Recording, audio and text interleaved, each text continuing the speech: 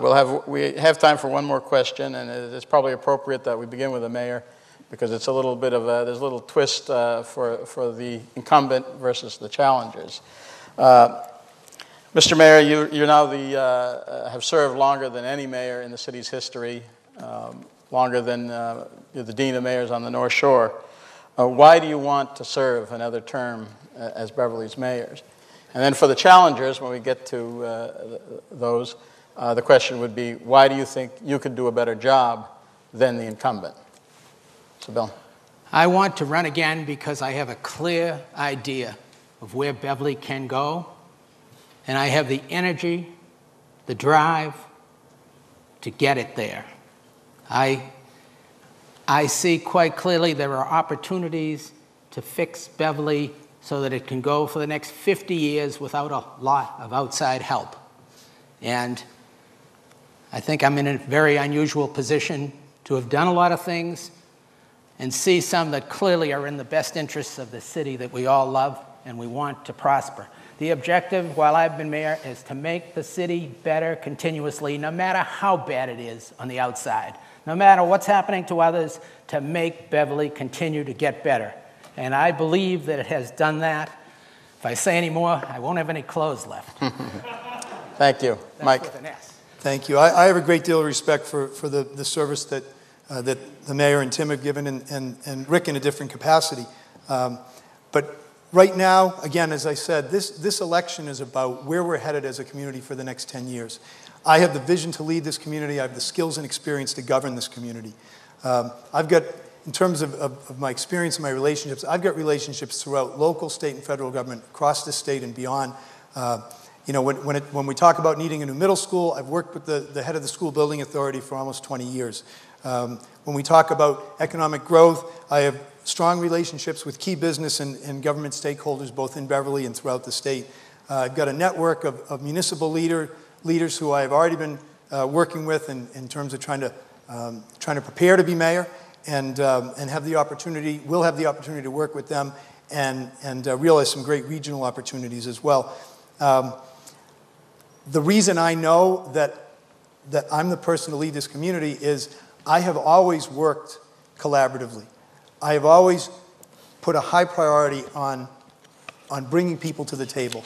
In this community, there are so many people who want to roll up their sleeves and contribute and feel good about the outcome. And what we can do, whether it be on education, whether it be on downtown revitalization, the waterfront, business development throughout the community, making Beverly a cleaner and greener community, trying to make sure that our social service safety net across generations and throughout the community is all it can be. You know, there are opportunities in every area with the right kind of leader who can pull people together, set some parameters, and then manage the effort. We can get so much more done than we can in a situation where everything has to go through one person in one place. Nobody has, on their own, the time, the energy to do everything this community needs. We need leadership that can really harness all of the talent and the energy of the community and put it to good use so we can all realize that potential we have. Thank you, Mike. Rick. Well, one thing I can say is I can't do any worse that's been done in the past 18 years to this city. The city's just been getting worse and worse. That's one of the reasons I'm here. With 3 professional politicians, I'm the only non-politicians.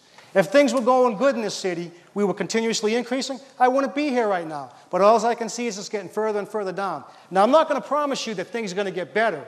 But one thing I will promise is we're not going to keep falling down as far as we're falling right now. I'm going to do my best to bring us back up. And that's going to be getting rid of some of the greediness that we have at the top right now within our government, how they take care of themselves first and not take care of the citizens. The government's supposed to be here for the citizens, is what they're supposed to be, not getting all these extra benefits all around the sides, taking care of themselves. So that will be one of my priorities, is taking care of the citizens and the outrageous salaries and all the benefits. The medical, I don't want to touch that. Medical is the most important thing you can have. Everybody should have that and wake up every day and not worry about the medical. I know some of y'all feel they should pay a little extra, but I don't want to touch that. I want to go after the salaries is what I want to do. Now, if the council doesn't want to go along with me by lowering the salaries, then there's nothing. What they're saying is we want to do a lot of layoffs, which I don't want.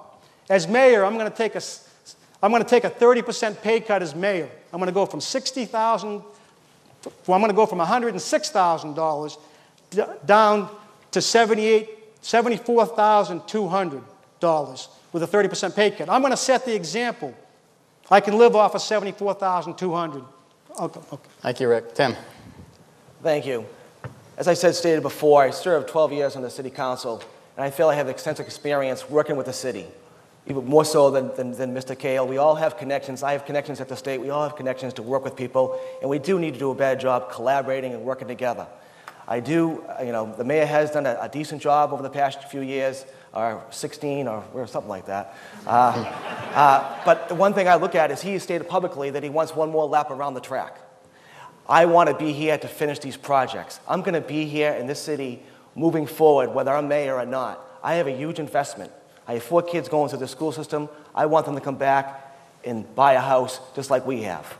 So I think that's very important. Something at stake. The future is at stake. And I have the experience working with, as an employee, as a parent, in the business community for the past 10 years. So I'm excited about moving forward and doing a lot of good things in this city because this is a great city. And I want to be a part of it. And I think I can do a great job. In fact, I know I can do a good job because my experience shows that. Thank you. Thank you.